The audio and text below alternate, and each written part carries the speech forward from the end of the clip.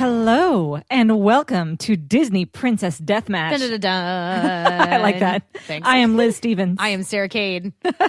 And welcome to the show where 14 princesses enter and 1 princess leaves. And this week, we're not even doing a freaking princess. You know, it's really a little bit upsetting. Stupid. Well, I don't know if it's stupid. I mean, it's strange. It's frustrating. That Disney would go through the trouble of making this comprehensive list of who is or is not a Disney princess. With very stringent rules. Exactly. And yet therein lies a woman of no royal blood who does not marry into royalty in any way. Mm-mm. And is just simply cut and dry, not a princess. Not a princess. So, and some people are like, oh, well, no, Mulan marries what's-his-face, and I'm like, no, he's just a general in the army. Yeah, definitely also not a prince. royalty. And they're like, oh, well, in the second film, no, still not a prince, and she is still not a princess. Somebody even told me, no, Mulan becomes emperor at the end of the movie. And I was like, what universe do you live in which ancient China would have allowed that to happen?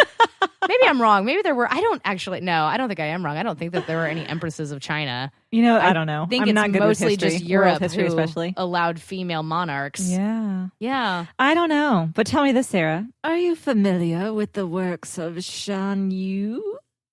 I am familiar with the works of Shan Yu, and I had not put that together until Really? just now. When I put it together, I was so excited. Wow, I'm super impressed. Well, I gotta tell you, I wish that this was an episode of Disney Villain Deathmatch because I would have so many positive, awesome things to say. Mm-hmm. As it is, I don't have that much good to say. Well, let's see. I mean, there's a lot of interesting things that happen in this movie. It has some interesting and pretty artistry.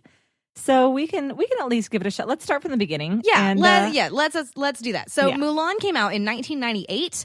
There were 5 writers on this film. You know, 5 it shows. Separate writers. Yes, and it absolutely does show. The music was not done by any of the, super awesome Disney guys. So we don't have Alan Menken, we don't have Tim Rice, none of that. It's a couple of guys whose names I do not even remember. I looked them up and nothing.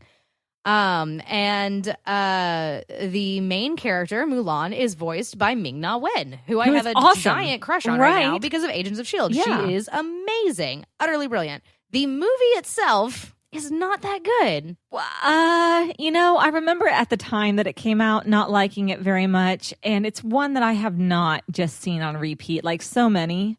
I mean, there are so many of the Disney films that are just I memorize every line, and they're just so dear to me. Right. And such a big part of my childhood, my upbringing. This one, you said 98. That sounds right. Yeah. Because I was in junior high for sure. Yep. And I remember Christina Aguilera did the song. Remember, and it was all over the Disney Channel. Yeah, I know. Yeah. So I recollect the movie coming out and everything, but it never did anything for me necessarily. And I remember, though, I feel like I remember you and Alan being really into it. I cannot. Maybe we just all like the Be a Man I can neither agree song. nor disagree. We do all like the Be a Man song. That's easily the best song in the entire film. Yeah. The most that I ever saw this movie, I mean, like, this movie played constantly in high school on movie days. Right. During classes. People like, tried I to convince saw us it was world history. Yeah, I saw it wasn't, over and over guys. again in my English classes and in my history classes. And so that was where I saw it just on... not a constant loop, but anytime that there was a movie day, it was like, we can watch Rudy or we can watch Mulan. And so we swap between those. Wow. Yeah. Well, we start out and we see already just what I think was supposed to be a running theme in this movie. Like, I always thought that this movie was about how girls are awesome too and girls can kick as just much butt as boys, right? Mm-hmm. So I went into it ready for that and ready to be kind of stoked. Right. And I realized that this movie has a lot of problems with sexism and gender politics. Because here's the thing. I, too, remember, I had that memory also. I was like, this is a movie about how being a girl is super great and being a girl is really awesome and being a girl is just as worthy, is just as purposeful as being a man. And I felt like the movie did not do a good job of showing that to us. And I kept on wondering to myself, is this like tongue-in-cheek? Is it satire? Or do those 5 writers, are they just confused about what they're writing about? Because I legitimately could not pin down from start to finish. Yeah. Because we would get something that seemed like obviously, and wink aside, nudge, nudge, this is clearly wrong. Right. Followed up by something that was just like an off-color sexist joke, as though it were nothing, as though it were supposed to be funny. It was weird. Like I could not really strange. nail down. Yeah, it was really, really interesting. Like, what are you about, dude? What are you about?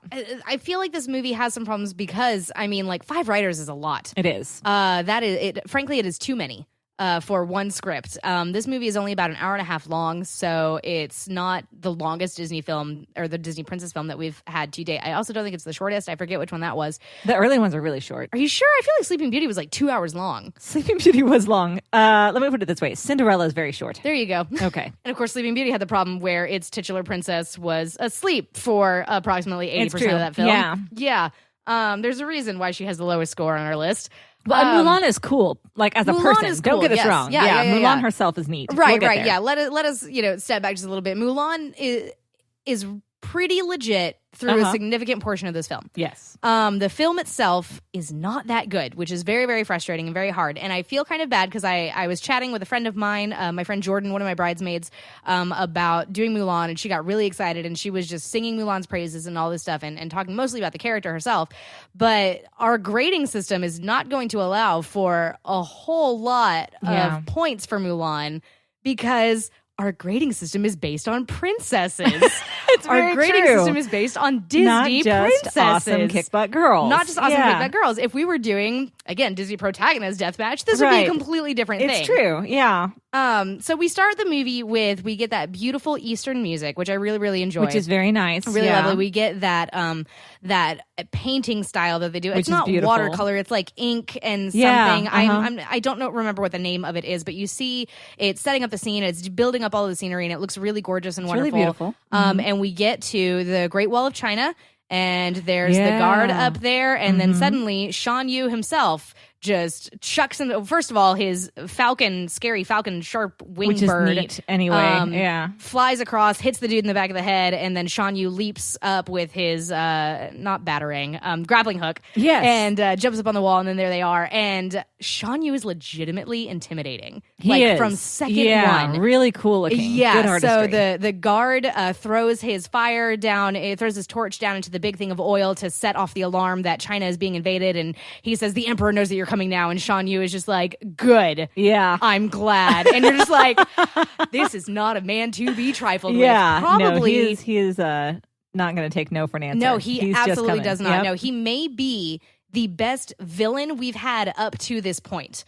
In my personal opinion, he's definitely the most capable. He's definitely here's the thing is that the Huns are legitimately, because we looked at when we did Sleeping Beauty and we talked about how cool Maleficent was and how intriguing she was. Her crew, like her minions, were all these weird pig snouts and idiot dudes and all this stuff. Yeah. The Wicked Queen and Snow White didn't really have any minions. Jafar had Iago.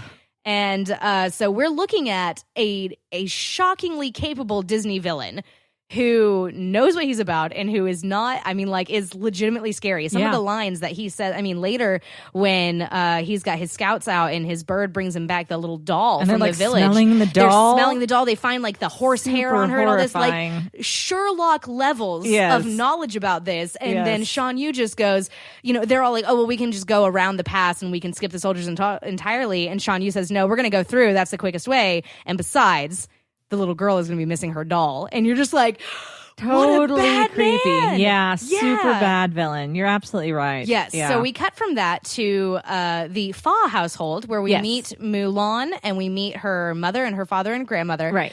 And I loved Mulan writing down all of the notes on her arm. She's got a crib sheet on her arm. Yeah, she's got her little cheat sheet there. I loved the whole thing with her getting her dog, little brother, to help her with the chores. That was really smart. I was smart. thinking, okay, she's a smart girl. Yes, I like her. Smart. She's smart. She's got ingenuity, but not smart in that classic. She probably didn't do well in school. Smart, you see her clearly, cheating on the cheating on the but thing. She's creative and she's ingenuitive. Yeah, I like that. Yes, absolutely. I loved the part where you see her father in their little family temple, their family shrine, and he's praying and just saying, "Please, please let her do well." And the chickens run by chasing after the dog, and he's just like, "Please help her." And I love that. I laughed and genuinely had a good time. Yeah, it's cute.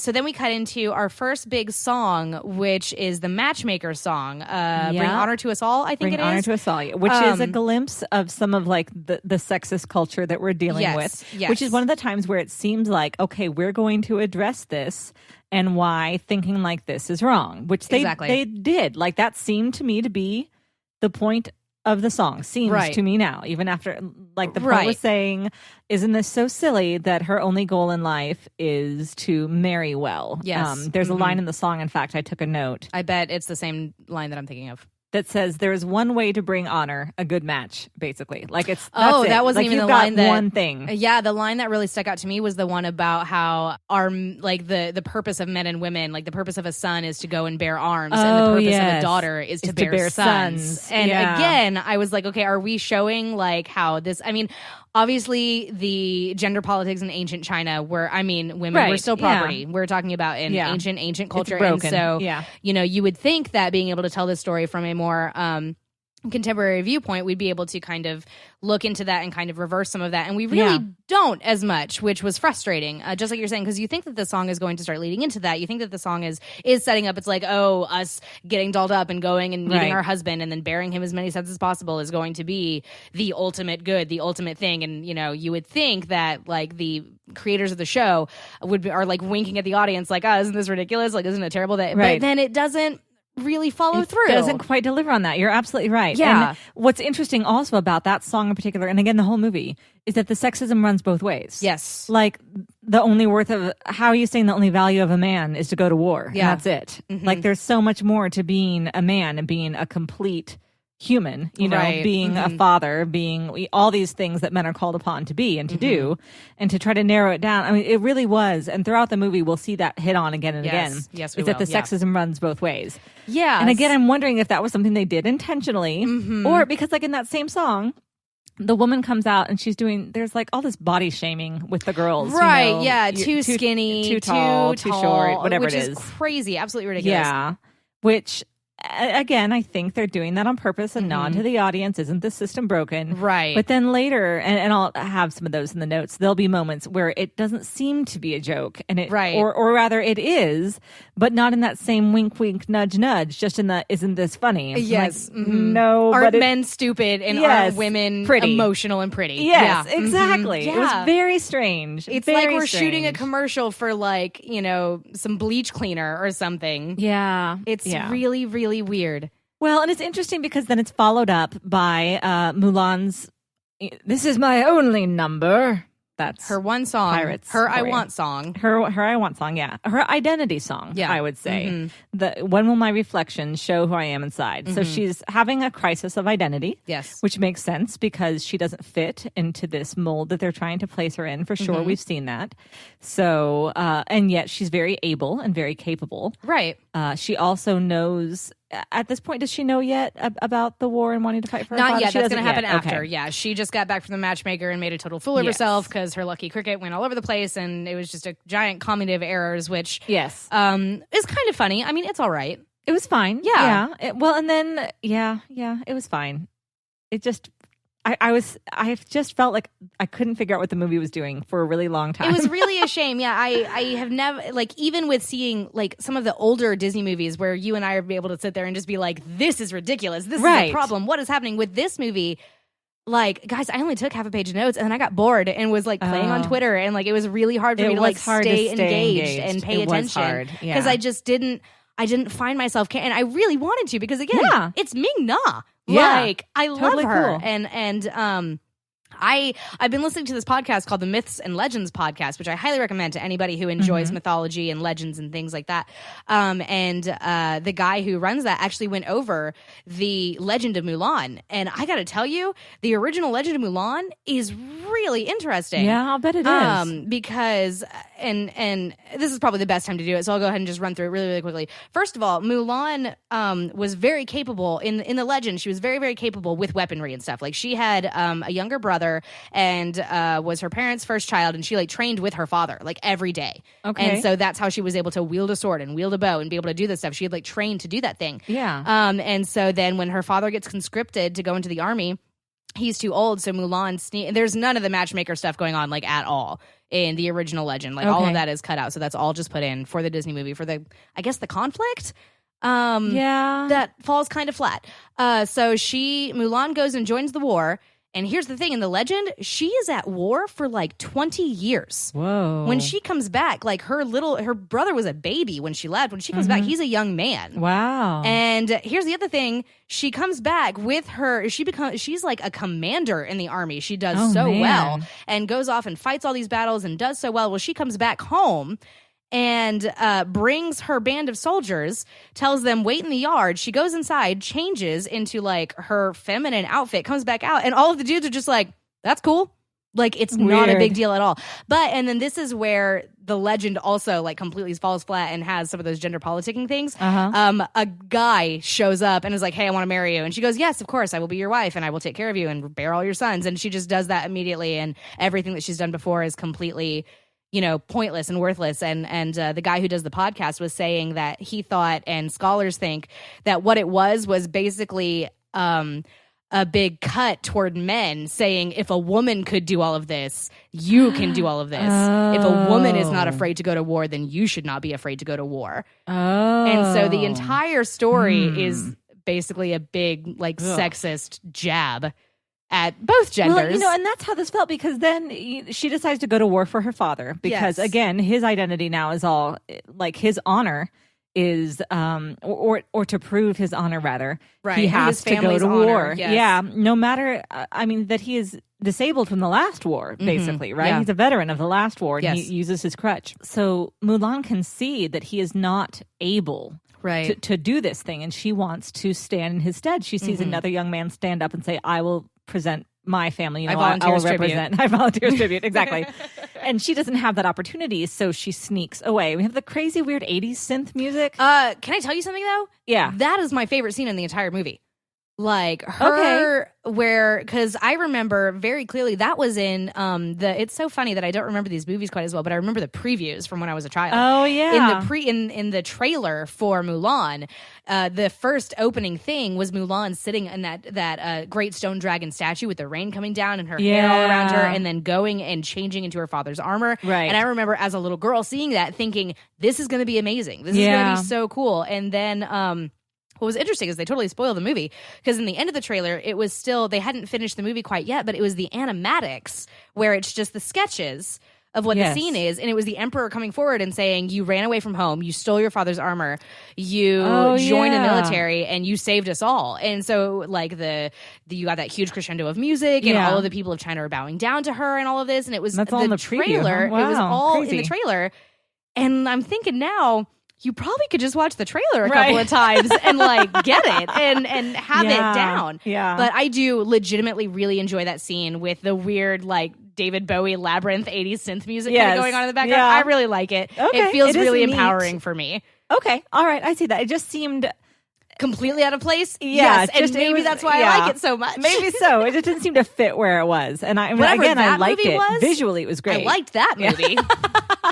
Well, and then she gets there. She gets to the camp. Yes. And shortly after, we have the Be a Man song, which is, again, just as sexist as Bring Honor to Us All. Which was just on so the other side of things. Frustrating because it was I really love weird. That song. Oh yeah, it's a great Everybody song. loves the Be a Man song. It's so good. It's the only song from the movie that I know all the words to. Yeah. In fact, in my junior year of drama class, we all had our final project was to do a lip sync play. So you picked a song, you'd have your group, and then you all had to you had to act out the song or whatever. Yeah. And so me and a group of 6 girls did Be a Man. Yeah. And like had this whole little thing. We did like some bow staff moves, and we had a big blue sheet that we were waving as like the river and all of this, and it was really fun. It was a great time. And then there was a group of senior boys who did Lady Marmalade in drag. Naturally.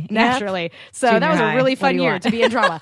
But I loved the song Be a Man, but then listening to it again, and I'm just like, you are presenting only one image of what it means to be a man. Yes. And that is and again, it was hard to tell if they were doing it purposefully or not. Yeah. Because the song lyrics would suggest that, yes, obviously we're calling out sexism and its problems. Right. But the imagery would suggest otherwise, because it was such a glorification of those things. Yeah. Like, it starts out with the commander, captain, is it Ling? It's Li Shang. Li Shang. I wanted to say Li. His first name is Shang, and his last name is Li. Okay. Because in Asian cultures, they do your last name first and your first name last. Yep. Okay. Which is why she's Fa Mulan. So Li, all right, got it. So Li strips his shirt off to begin and is like, look what a specimen of manliness I am with my bow staff. And I'm like, what are we doing? What is happening? Now, I don't know anything about martial arts, but maybe you're just better at martial arts if you don't have a shirt on. I don't know. Maybe. I don't know. Yeah, uninhibited, maybe. I guess. I have no idea. I don't know. So, and all the other people, look like doofuses next to him because he's such a hoss, which is... Voiced by B.D. Wong, and I really enjoy B.D. Wong. He was on Law & Order SVU. He's the one Asian dude in Jurassic Park and Jurassic World. Yes. Okay. Yep. Gotcha. All right. Yeah, he's cool. Well, and again, just that whole sequence goes through, and like the lyrics are neat and fun and over the top, but like the list of criteria to be a man, like who can live up to that? You know what I'm saying? Swift as a coursing river, strength of a great typhoon. No, hang on, I screwed it up. You must be swift as a coursing river, with all the force of a great typhoon, with all the strength of a raging fire, mysterious as the dark side of a moon. I don't want to date that dude. I don't even know what that means. I don't know who that guy is. Yeah, exactly. Yeah. So I guess it's I'll make a man out of you, not be a man. But anyway, the whole song... Well, no, the song is Be a Man, but yeah, Mr. I'll make a man right, out but that's of you. the name of the song, is I'll make a man out of you. It's really? not Be a Man. Yeah, What? That's what I was saying. When I looked up the lyrics... You can find it? Well, it pulled it all up, but it okay. called it Make a Man Out of You. Or, yeah. Okay, so. weird. All right. Yeah, anyhow, all that Anyway. to say, also messed up with sexism, and also left a lot of these people in the army, like the ragtag misfits, feeling like they just can't measure up. So we move on from there to the swimming naked scene, which is weird, right? It's weird. As a kid, it bothered me. It bothered me too, which... Yeah, just whenever the guy like comes up to her in the water and puts his hands way on the too close to shoulders, her. way too close. Yeah, and granted, the characters in that moment do not know, and I understand that the creators knew, and they were playing it for the joke and all this, and it's dark, and you can. The thing that got me actually is whenever the men are running forward, and then Mushu goes, "Oh, I can think of a couple of things they'll notice," and I was like, I cannot believe we just threw in a boob joke in this movie, and that's after the turn around and say that to my face, you limp noodle, and like as an adult, I'm like, holy crap. How did that make it through? There's just problems. Well, and then the guy... Chien Po is the big one. Right. The little one is... The little surly guy, Grumpy. Yao. Okay. Well, he's standing up on the...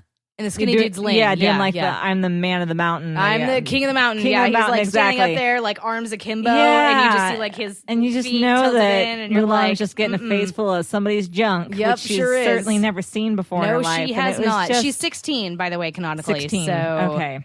Yep. So it's just weird. I just was felt weird. uncomfortable for her in a way that was too uncomfortable as a child audience member. So not a huge fan of that particular scene. Right. I feel again that it took away some of that power we're supposed to be giving her. Right. And now she's vulnerable, but you can't get much more vulnerable than naked with a bunch of dudes. Yeah, you really, right? Yeah, who don't know that you're a girl, right? And when the penalty and is it's death, dark, and it's it was just not a fan of that scene. No, it's. I mean, and it gave us like kind the of funny joke as with grown-ups, the dragon who. Because Mushu, of course, bites the guy on the butt. Yeah. And is like having to brush his teeth. And right. I guess it's funny, but it's not. It's not that funny. Yeah. Just not fantastic. I feel. Listen, if you're a fan of this movie, like I want you to love this movie with all your heart and soul. Absolutely. Like, Keep on loving it. We do not want to take that away from you, but just letting you know that, like, I mean, I haven't watched this movie in quite a long time, and watching it again, like as an adult, I'm just like this. It's not that good, you know? I do. I completely know. Well, and then we have another moment where it seems like the writers understand and that they are, in fact, saying, look how broken the system is. Because we see then how the patriarchy, the how would you say that? Patriarchal society? Patriarchal? Sure. Anyway, the society of patriarchs is also working against Lee. Yeah, because the guy who's and I think like it's Shang. assistant... Lee is his last name, so I think they mostly call him Shang. Do they mostly call him Shang? I remember. Okay, all right. Anyway, so Shang, all right, is working against him as well because people are saying that he only got as far as he did because of his father, because of who his father is. So he also isn't given a chance to prove himself as an individual, but rather his lineage and his position as a man and as a man of this particular family has set his path for him, whether he likes it or not. Yeah. So that was interesting. But then it's followed up almost immediately by that same skinny guy who was saying Ling. No, it's not the friend Ling. It's the one who's like he works Shifu. for the emperor. Okay. So Chifu then is out swimming also. Yes. And they take his slippers or whatever, and it's just showing, see how silly and effeminate this man is. Yeah. And then he says, or I don't squeal like a girl. And he sees the cow and he does the little screechy scream thing. Right. And it's like this joke, like, ha ha. Yeah. Look how funny and womanly this guy is. Right. I'm like, what are you doing? Right. You just were saying that people should be allowed to be themselves and set their own course, and yet now you're mocking this man for being what you perceive as being effeminate. It's just weird. Yeah, and 1998 I don't think was I feel like a lot of and this is not a pass, I'm just saying that for 1998 I think that most media was still very much in the gay panic kind of thing, where like you still were able to play effeminate characters or overly butch women as the joke. Yes, because with the matchmaker was extremely butch, and we even make the joke where she's got like where the goatee or whatever. Which I mean, that was the other thing I was trying to remember. That was problematic. I mean, it is funny. She's got the ink on her hand. I don't know how. Whenever she presented the tea set to Mulan, she did not see the palm of her hand and how it was covered in ink. But anyway, but yeah, we still as a culture like that stuff was funny, and I wonder if that's part of it, that now we just see that and we go, what a tired joke, like this isn't funny now. So I wonder if this movie is just an unfortunate product of its time and it just doesn't really hold up. That's a good point. Because we're almost gracious. This movie's almost 20 years old. It'll be 20 Holy years old smokes in 2018, which is only a couple of years from now. Yeah. Gosh, when you put it like that. Yeah. Wow. It's so interesting because like everyone always says this, and it sounds trite now, and it's a cliche because it's true. But the older I get, the more I realize just how no one knows anything, and we're all just grappling our way towards understanding each other. Yeah. Everybody is just faking it till they're making it. Yes. Okay. So then we have the song about a girl worth fighting for, right? Which is a cute number, which again seems to be talking a little bit about the problem of the time. Like the guys are saying, I just want mine to be pretty. I just want my girl to cook. And Mulan has that line, how about a girl who's got a brain, who always speaks her mind? And I'm like, I like you, Mulan. Yeah. Like you do understand, like what she is fighting for, right, is her value, is her identity as a person, just as a human person. Yeah. So, and we'll get back to that because the movie does have one at least really great moment. So from then we go off towards now we're marching as actual soldiers off to war, and we come across the Huns, right? Well, we come across the village first. We come across the village in the mountain pass that we're supposed to meet. And we find out that Shang's father and all of the soldiers have been slaughtered by the Huns because, again, they're the greatest villains in history. Dead bodies strewn everywhere. Historically, the Huns were some of the greatest villains in history. Oh yeah. Huns and Vikings, right? Yeah. That's they did not play around. Right. And so we see corpses all over the place. We find out that Shang's father is dead. All of the soldiers are dead. Yeah. This group of ragtag misfits are now the only people who are aware of what is going on. And then Mulan and Shang are able to kind of have a moment and all of this, and then we start leaving from there. Yeah, because she saves Shang's life and he says, you have my trust ping, right? Nope, I think that's later. I think you're skipping ahead. I am. Okay. So they get past the village, they start going through the mountain pass. And then, that's the moment where where Mushu is like, you like him. Yeah, like all this him. stuff. Okay, that's the moment you're talking about. So they're going through the mountain pass, they're going through all the snow and everything, and then Mushu accidentally sets off a firework, and they reveal their position to the bajillion Huns who were just chilling in the mountains, hiding because they're the greatest. And that scene, actually, with all of the Huns running down the hill where the camera pans over the top and you kind of follow the Falcon as he's flying across them. That was a huge feat for animation at the time because it's all CGI. None of it was hand animated, and it was one of the first times they were able to do such a big scene with that many. I think that they did something similar with the Wildebeest in The Lion King, but The Lion King came out 5 years prior. And so it was a big feat for the technology that they had at the time to be able to do that and to have it look as good as it did, which it looked really good. I didn't even notice. Yeah, it looked great. Yeah, so. Usually when there's CG that's a new technology, it sticks out like a sore thumb. You notice it. So the fact that I didn't even notice at all speaks to how good it was, I suppose. Yes. And the movie is very pretty. I actually, it's a pretty movie. One of my notes was that I really liked the artistic style of this film. This is the most different artistic style we've had, because all of our other Disney princesses up to this point have been very, well, first of all, European.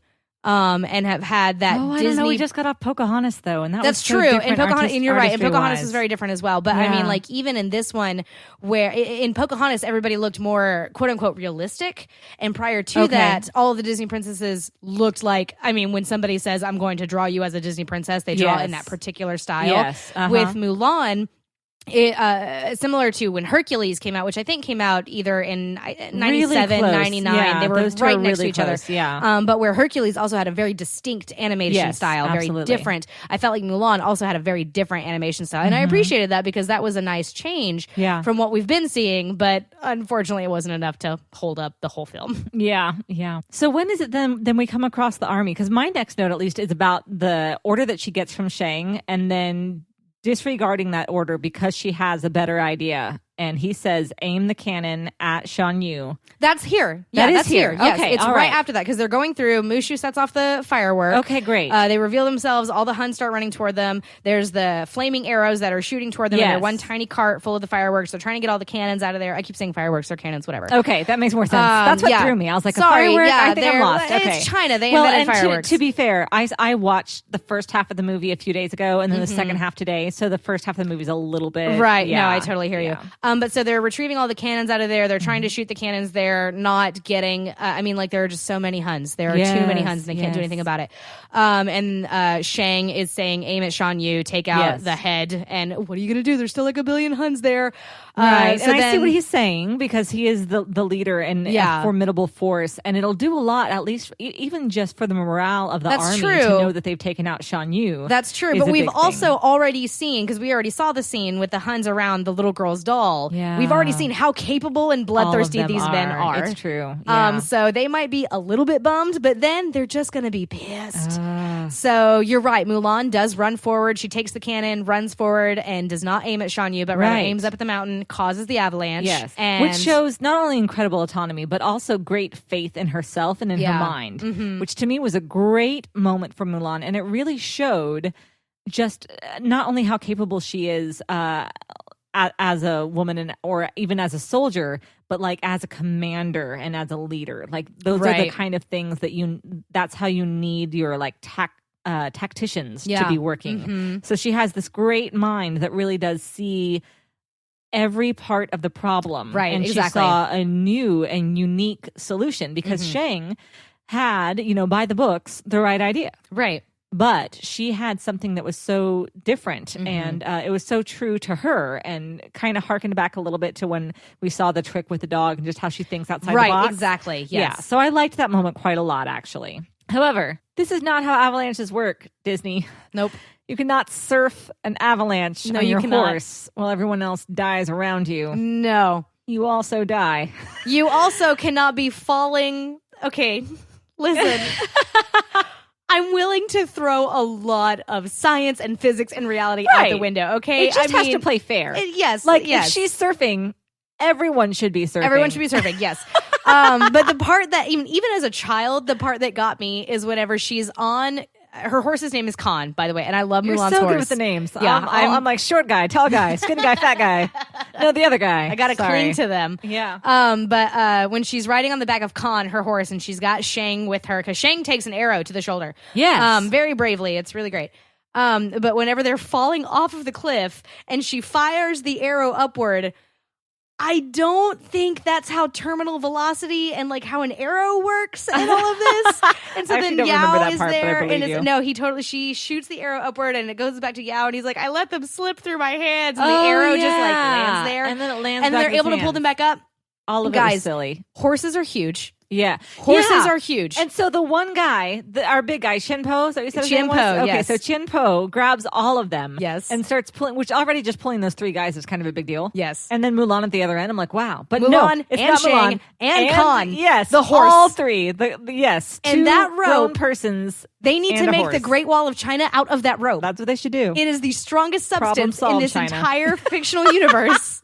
Yes. Because there's no way. There's Yeah. no way. And like I said, even as a kid, I saw that. It was like, let's see, I was 10 when this movie came out. Disney magic. As a 10-year-old child, I was like, I don't think so. Let it go. Let it roll. Yeah, and I mean, like I said, I'm willing to let a lot go. I love Tangled, and we've got some weird physics going on with Rapunzel's hair. All right, and I'm willing to, willing to look past a lot.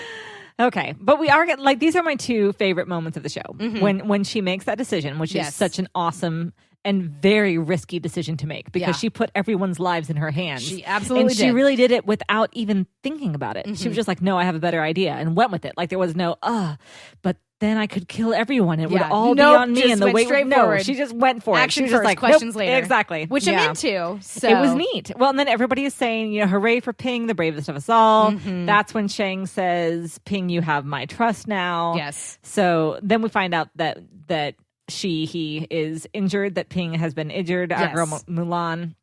So they pull her back to a medical tent, and we see the doctor motion for Shang, whisper to Shang, and he sees the shock. So he comes in, and Mulan sits up so excited to see him, which is really a sweet little moment, because she is obviously falling for him. And he just looks at her with such disgust to see, we see Disdain. the bandages wrapped around her. Yeah. And that she's clearly a woman.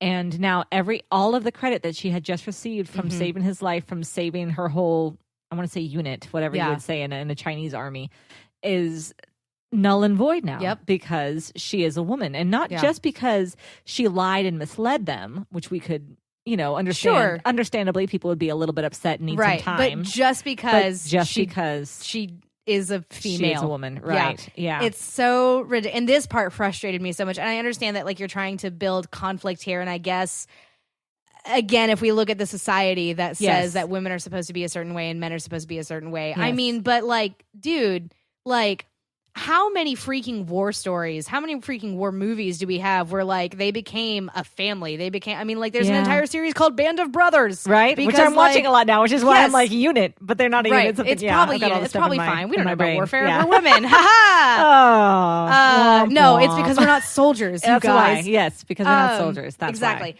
But, I mean, I find it hard to believe that this, if you found out that this person who has been training with you, who has been with your unit for so long, they've been traveling for presumably weeks. Yes. The timeline's a little iffy, but at least so long for their feet to be hurting when they're complaining in the Girl Worth Fighting For song, which isn't very far, I guess. But anyway, presumably they've been traveling for quite some time. Yes. And then again, Mulan saves their entire, like, did a single one of Shang's men die? I don't think so. I don't think if so. They did, they totally glossed over that. They did. So assuming that they did not, then Mulan literally saved every dude in your unit, which has been a big deal because you're a fresh new captain and you're trying to prove yourself as well. True. And then for him to just walk in and be like, you are completely worthless and useless and nothing to me. But it doesn't last long, because he immediately gets the sword. He's ready to, I assume, behead her is what's going to happen. Probably right? so, yeah. And we have, what was the greasy bad guy again? What's his name? Yao. Okay, Yao. So then Yao is saying, a woman, treacherous snake. Oh, no, Chifu. Sorry. Chifu, okay. So Chifu says, a woman, treacherous snake. And she says, my name is Mulan, which I really like. Instead of saying, yes, I am a woman, or what, like, she brings it back to, it's not about my gender. Yes. It's about my person and what I have accomplished. And I really liked that line a lot. That's a really good point. Yeah, I really liked that touch on identity. So Shang avoids beheading her, says He does. a life for a life, Right. throws the sword down, and then just leaves her in the mountains To with die. her horse Yeah. to die. That's true. Which So I was bet it really historically mercy, I they wonder? may not have even left her with the horse. So I mean, at least they got that going for them. She was fine when we left her there. I don't know. Yeah. Well, and then Mulan has her second identity crisis when she says, maybe I didn't go for my father. And she says, maybe the reason I was here is so that when I look in the mirror, I would see something worthwhile, which was a great moment for her. It was a really mature moment and more mature than most of our Disney princesses have had. Okay. I think that was one of my favorite pictures of internal conflict, of where she was recognizing her error and she was admitting it. Yeah. And even saying that, you know, sometimes we blind ourselves and we're able to say, well, I'm doing all of this for you or for my family or for whatever. But there is oftentimes something to our motivations that is personal and that is selfish. And to acknowledge that and to be able to sift it through the truth of the situation and still come out with, and of course she's very bothered by this. And then the stupid dragon, Mushu. Yeah. This is another moment where I'm like, maybe the show doesn't know what it's doing. Yeah. Because he's trying to make her feel better, and he holds up the helmet and says, no, it just needs a little spit shine, that's all. And it's really cute. Yeah. And then he says, now look at her. Isn't she so pretty? And again, it's like pretty. Yeah. Like pretty is gonna help me right now. Why is being pretty what are you talking about? in any way important? Mushu. How does it help anything? It doesn't. Yeah. So that was another interesting, really little interesting moment. Yeah. So then again, the Huns are unstoppable killing machines. Yeah. And begin popping up out of the snow like daisies. It's my favorite part of the whole movie. My favorite part. They just popped out of the snow like daisies. And so Mulan sees that they are, I mean, like outgunned, outmanned. Like they're in so much trouble. I understood that reference. So many people probably did. Yeah. Which is great. Hamilton is good. But yeah, so then Mulan is like, no, we have to go warn them. We have to warn them. So then she manages to jump onto the back of her horse and heads off to China, where Shang's army is receiving all of the praise and all of the confetti and the giant dragon puppet behind them and all this other stuff. And Mulan runs up and is like, hey, the Huns are alive. And then Shang's immediate response is, get out of here. And I'm like, dude, your entire job in this culture is to protect your emperor, and you just had someone come up and say the dudes that you've been fighting this entire film are here in the city, and you're just like, girls have cooties. Ew. Like, well, and I think he's protecting his own I guess his ego. You're right, he's protecting his ego, which I mean is fun. It's dumb. Like, I understand, like, from a character perspective why, but I mean, like, that frustrated me so much, because when we're supposed to really like Shang, and we're supposed to want him as a love interest for Mulan. But it's hard to do. It really is very difficult. Yeah. Because I feel like even if I had a huge fight with someone, if they came up and said, hey, your monarch is in, like, mortal danger, then I'd at least pay some attention and then never talk to that person again. Well, and at least she gets her 3 friends to side with her. That's true. And then they all go in drag. Right. And again, this takes me back to my point earlier where, you know, in 1998, all the rage was making fun of people in drag, was making fun of butch women, effeminate men. So, and this was where it really solidified that thought for me, because we get Qianpo, Yao, and Ling to dress in drag. They've got the makeup on and stuff. Whenever they get over to the huge columns that they're supposed to be climbing, Shang also shows up. Only dude not in drag, because we need him to be masculine and manly and masculine. That's a good point. So we can absolutely not have him in drag, because that will destroy his masculinity. Oh, oof. Movie, you done did bad. Oh, way to put your finger on it too, Sarah. Very insightful. Thank you very much. You're absolutely right. So they get through. At this point, the Huns have gone and captured the emperor because Shang did not pay attention to what Mulan was saying. Right.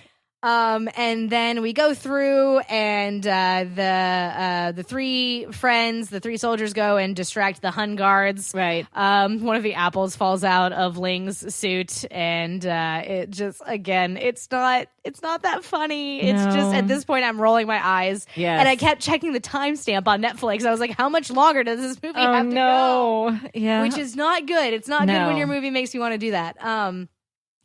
And then we get to my second favorite scene, which is whenever Mulan is facing off with Shan Yu at the top of the palace.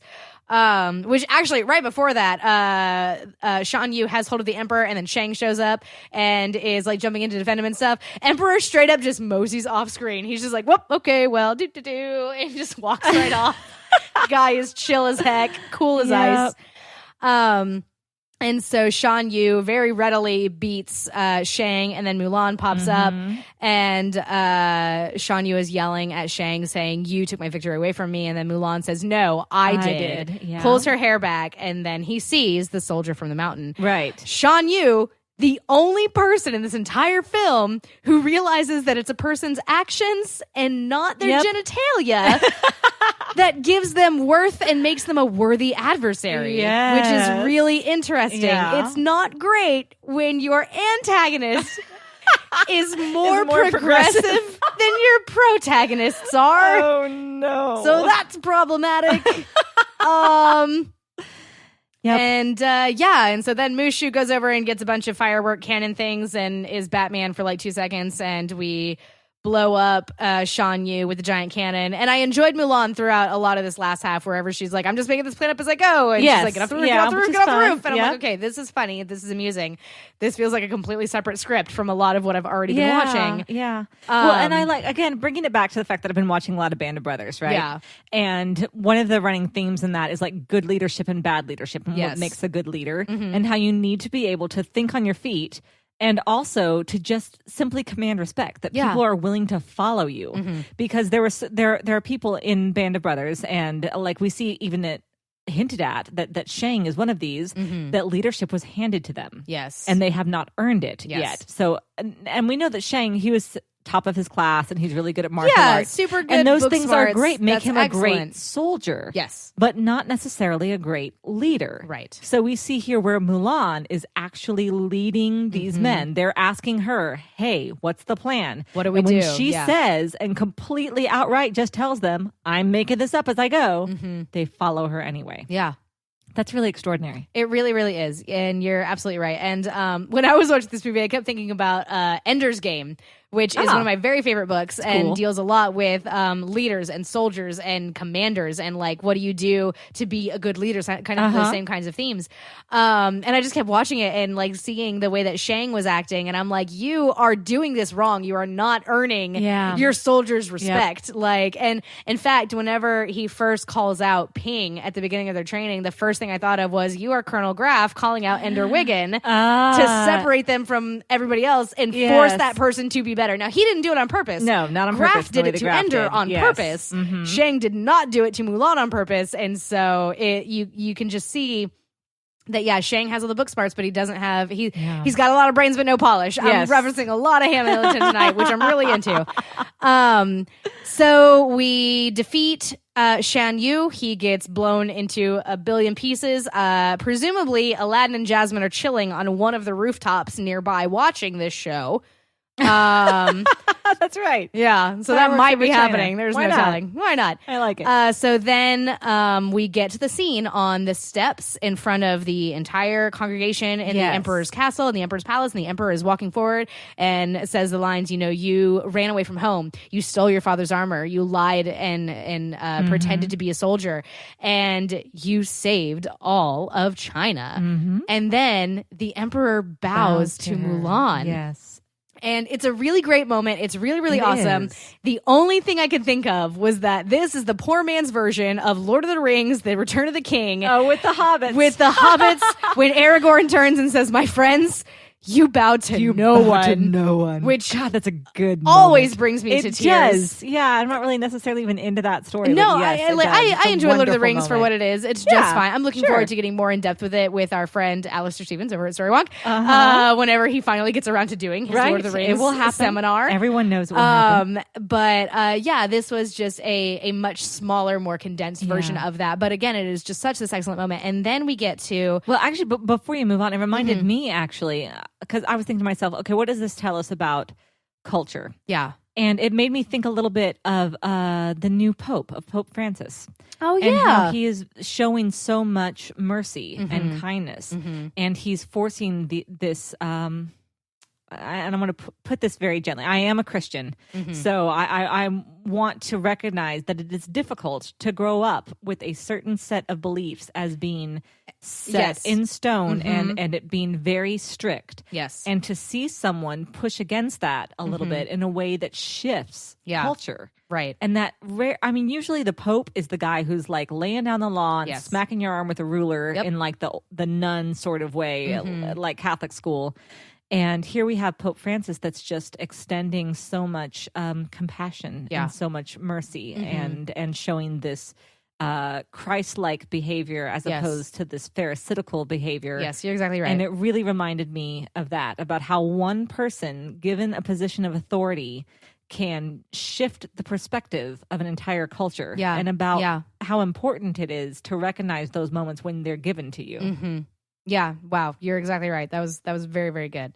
I hope that we all, at any point in our lives, when we are given the opportunity to be able to, shift the paradigm, that we accept that graciously and are able to, because it would have been very, very easy for the emperor to say, your commander trained you well. Shang did such a good job with you, and all credit to Shang. But he knew, he saw very clearly. Or even to invite her in for tea or something. That would have been a nice personal testament to her of how well she had done. But to do it in front of everyone. Public, yes. So everybody bows down to Mulan. It's this big, wonderful thing. It really is just a super cool scene. I really enjoy that quite a lot. Yeah.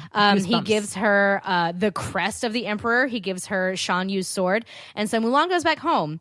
And her family hasn't seen her. Well, wait. I'm sorry. We're skipping, again, another part where, like, we just did this beautiful, amazing thing. Oh, yeah. And then we start to backpedal a little bit and to backslide just a little bit. Because then the emperor says to Shang Yu, and he's like, no, Shang. Or it's to Shang, not Shang Yu. I'm sorry. No, you're cool. It's hard. It is this hard. movie in particular is challenging. Okay, thank you. I appreciate if you're not a little more aware of Eastern culture and names and things like that. Which I am not. Yes. So, okay.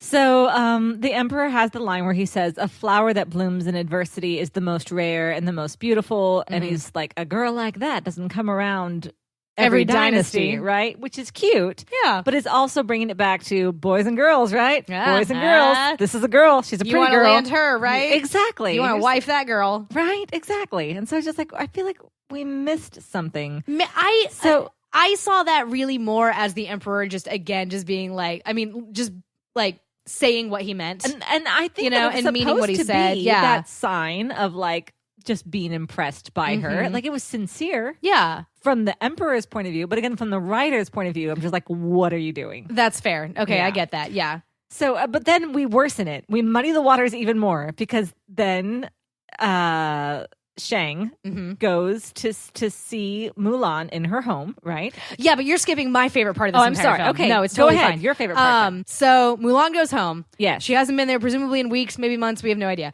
Gets months, there. I'm guessing. Yeah, probably months. Well, I don't know. The sakura trees are still in bloom. They're probably not sakura trees. Are the cherry blossom trees? Anyway, the trees are still the way they are. That's a good point. It's either been a year or a couple weeks. A few days. Yeah. Difficult to say. Good point. Who knows with Disney montages? There's no telling. Never know. Yeah. So Mulan goes home, sees her father in the garden. She runs forward and says, I've brought you gifts to honor our family. I brought you the crest of the emperor. I brought you the sword of Shan Yu. And her father takes those, immediately dumps them to the ground. Dumps them on the ground. And grabs her, pulls her, hugs her, and says, the greatest gift and honor is having you for a daughter. Yes. And I'm just like, oh, finally you had a good dad moment. Somebody gets it. Because her dad also was he was a little problematic in certain areas because of his culture and all this, where it's like, he tries to give her the pep talk at the beginning where it's like, oh, that lotus hasn't bloomed yet, but it's going to be the most beautiful of all. Right. And then he's like, you dishonor me. And it's like, oh, jeez, Dad, so close. Yeah. But it's hard with 16-year-old daughters is what I hear. I was once especially a 16-year-old daughter. And it was rough times. But yeah, so that really beautiful moment. And I wish that we had ended the film there. Thank you. Because then it gets weird, right? Yes. Because Shang comes back. Yep. Seeking out Mulan because maybe you're kind of hot and I'm kind of hot. Let's be kind of hot together. Right? Exactly. Right. So he shows up and both the mother and the grandmother are floored. Just like the grandma's like, sign me up for war next. Seriously, and I'm like, yeah. Okay, now we're objectifying Shang. Now we we're have objectifying learned men. We have gone nothing. full circle. Full circle. We've completely We flipped. know nothing about this man. We don't know. Good guy, bad guy, smart guy, ingenuitive. Pretty boy kind, is sweet, all compassionate. we Doesn't know. matter. Nope. He looks real buff. You should marry this guy, Moo. Yep. Terrible. I'm sorry I called you Moo, Mulan.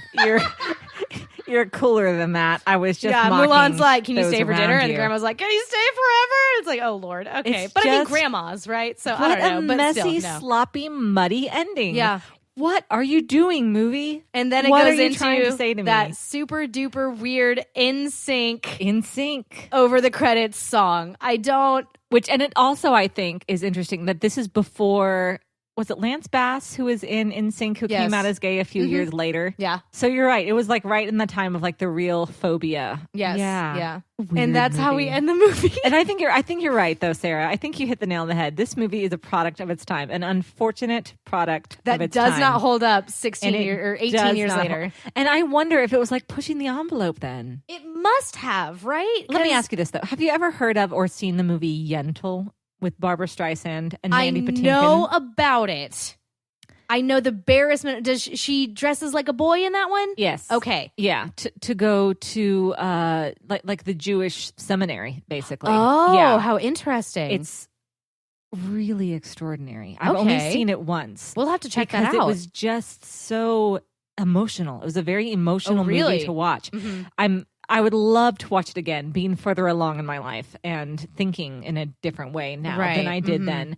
And that movie had to be so ahead of its time. Right. And I wonder if that's one of the reasons that it doesn't get as much credit. I wonder if very soon we'll start hearing more about that film or even seeing a remake because Yeah. it's really has a lot to say about gender politics and gender Right. in general and how Well, and I much- mean, the story is not a new story. First, I mean, like I said, No, I had told, absolutely. the Mulan legend from earlier. So clearly the Yeah. story is very old. But I mean, even thinking about Twelfth Night, Shakespeare wrote, where a sister Yes. dresses like her brother Yes. and goes off to war and pretends to be a boy and all this. So like, this is a thing that's happened a lot and is done well, can be told Yes. well. And you And- always have to suspend some disbelief. Yeah. Absolutely, yeah. But, It's. you know. I mean, I legitimately do not know how a woman is in the army for a week before she is found out to be a woman. true, I yeah. don't. I do not You don't know. have a whole lot of privacy. From what I Yeah, understand. there's. Yeah. I have no clue. I don't. But again, know. willing to suspend disbelief. Willing to suspend some disbelief for good excellent storytelling. fiction. Yes. Mm-hmm. This was probably This not was that, though. not. This wasn't excellent fiction. It doesn't No, hold up, you guys. no. It was really. I was shocked at just how bored I was, how Yeah. unfunny I found the jokes. It was hard. I had to watch it in 2 separate days because I couldn't. Yeah. I couldn't pay attention. I was couldn't texting keep you in the middle of it, interested. being like, "This movie is still going on. Yes. when is this why? movie done?" Yeah. Oh man. Yeah. So And again, our apologies to people who really love this movie. You have a completely valuable and yes, credible yes, opinion. yes. Listen, I've been there when Right. people who podcast about a film that you hold dear to your heart. Yep. It's totally fine. You're allowed to love this movie, and I don't want to take Absolutely. that away and from we you. don't think less of anyone who does. No, Yeah, absolutely not. absolutely. Like, you maybe are able to see some things that we weren't able to. Right. Maybe you're able to look past. Maybe we are being too nitpicky. That's entirely possible. And I heard an excellent quote today. I've been listening to the Liturgist podcast, and they were talking about this idea that when you begin to look at something critically and you develop a critical eye, Yes. you start to lose a certain inherent value in something. that, yeah. Yeah. So That's exactly true because I remember, there are, here we go dropping Story Wong's name again, but I know Yeah. that people have jokingly told them, you've taught me about story and have ruined everything yes, for me. Yeah. Yes. And I remember even feeling that way in like my AP English class in 12th Yes. grade, yelling at my Yeah. English teacher being like, I can't read now. I cannot read and enjoy stories now because Yeah. of what you have taught me. Absolutely. So it's entirely possible that we are just missing the forest for the trees, and we're just Right. like, look at that super homophobic tree. It does not hold up 16 years later. Like, what is going Yeah. on? So do let us know absolutely why you love Mulan if Yes. you do. We would be very interested to hear about the finer points of the movie that we may have missed out on Right. because we saw these glaring obstacles. Yeah. Yeah. And again, here's the thing: Mulan is a character.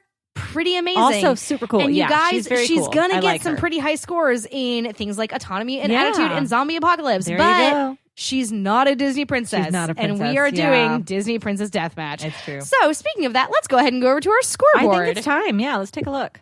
Okay, so Mulan is... Okay, so we're grading her now. All right, so... Yeah, let's grade. Let's go. Okay, autonomy. 5. Easily, Absolutely autonomous. right? Easy. The Is there a only 6? thing that I Does would... this amp up to 11? The only thing that I would say is that some of the story does not get pushed forward through Mulan's actions.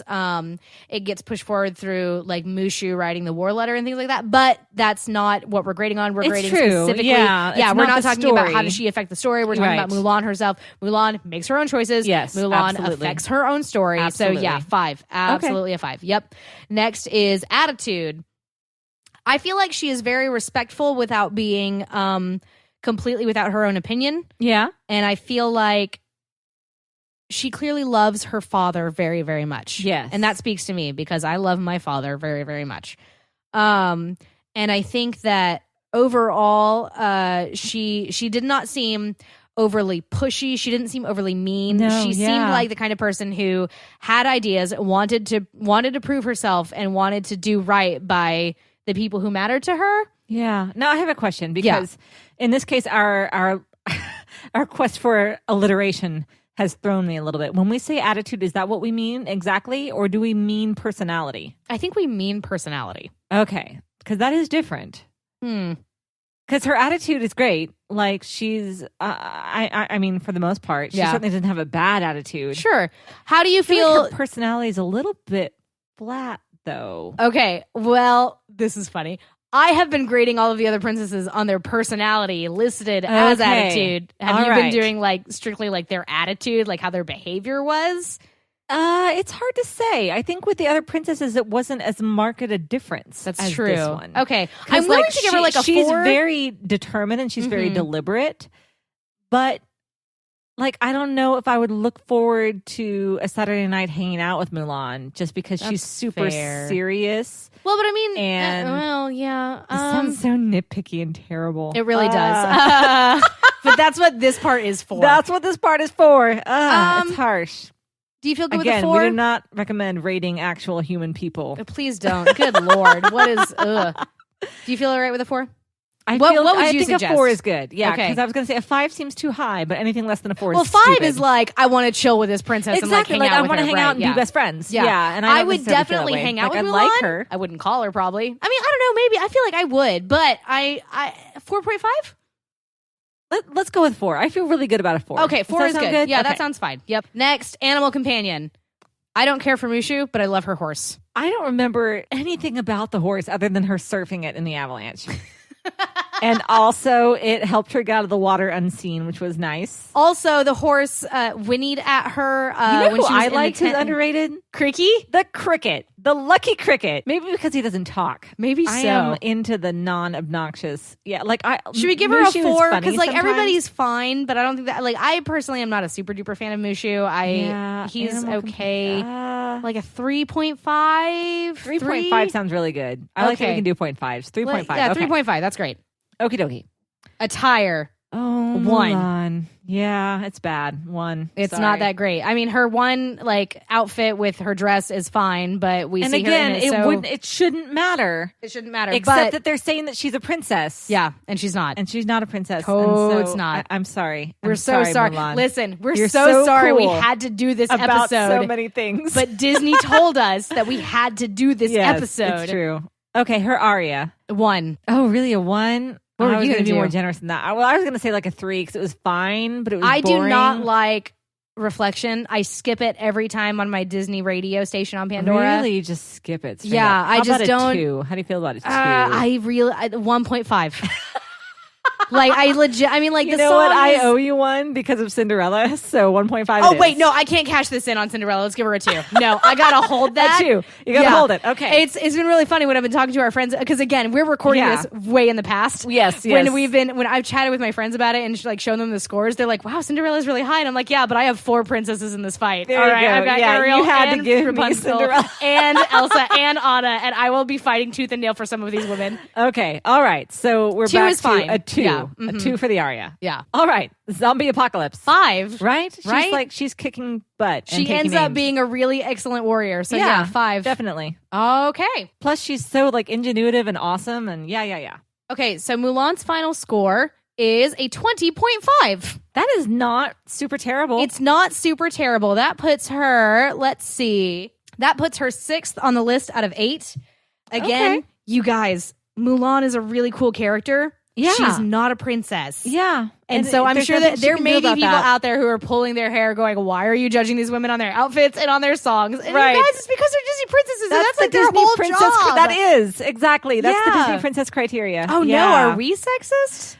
No, we're talking about a sexist thing. I mean, we're talking very a specific very genre. specific genre. Yeah, and that is part of it. Part of it is beauty and grace and beauty, grace, and song. I think of those 3 gifts that were given to Aurora, who, by the way, lowest ranked princess. So we're obviously progressive, right? We really are. Yeah. Cinderella still in first place with a 26. Ariel right behind her with a 25. So yeah, Mulan 20.5. If we were not rating her as a Pocahontas is 25.5. Oh, you're right. You're right. She did beat Ariel by She was 0.5. really good. Yes. You're right. Yeah, because we were so shocked. We were. We were also shocked this time, but in the reverse. Yeah, we thought that. I was like, oh, Mulan. If Mulan's in, then forget it. Everybody else like is what are we out. even doing? She's so But- cool.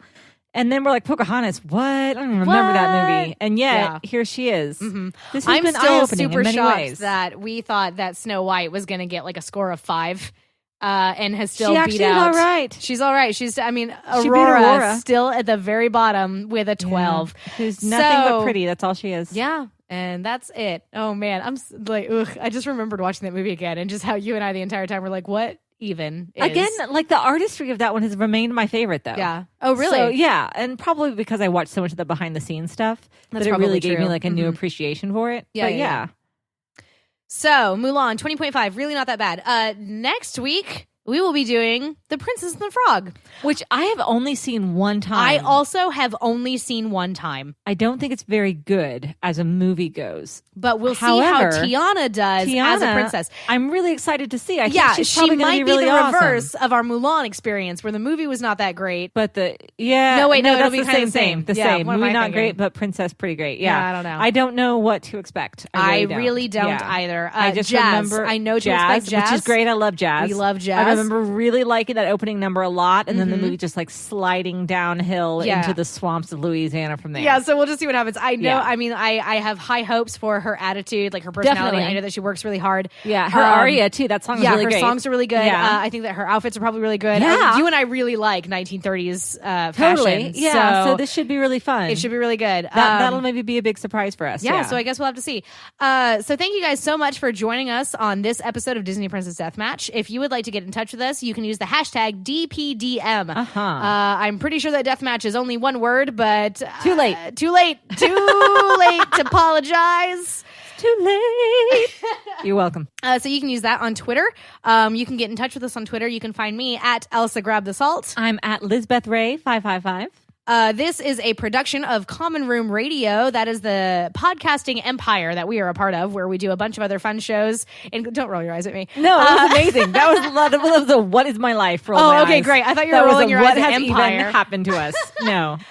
No, this has been such a blast. We really enjoy doing this show. If you really like this show, if you heard the words Disney villain deathmatch or Disney protagonist deathmatch and like wet yourself a little bit and like really want that thing, you can support us. All you have to do is go over to patreon.com/Common Room Radio. Where you can kick us $1 a month or whatever you can afford. Yeah. We'll send you a postcard. We'll say nice things about you. You can become our friends on Twitter and just be a part of this Definitely do that. huge odd wonk community. And it's a really big deal. Tell us why we're totally wrong about Mulan. Or We're tell willing to us, listen. you know what? Maybe we're a little bit right about You know? Mulan. Yeah. Yeah, and maybe give us your predictions of who you think is going to end up winning the death match when all Definitely. is said and done. Yeah. I It's think still we've been up in the air. surprised. We've It got is. we have 5 princesses left. We got Tiana, we got Rapunzel, we got Merida, we got Anna and Elsa. So there's honestly no telling because Who knows? I will be Anything screaming could a happen. lot. For One of some those women these. has a cast iron skillet. One of those women has ice powers. So Also that. that So who aren't knows? just ice powers. She can do whatever she Also, wants. yeah, There's also it's haberdashery. ridiculous. Who Yeah, knows? haberdashery with ice. So please get in touch with us. Thank you so much for joining us. Thank you for listening to the show, and we will see you guys next week. I'm Sarah Cade. And I'm Liz Stevens. Until next time.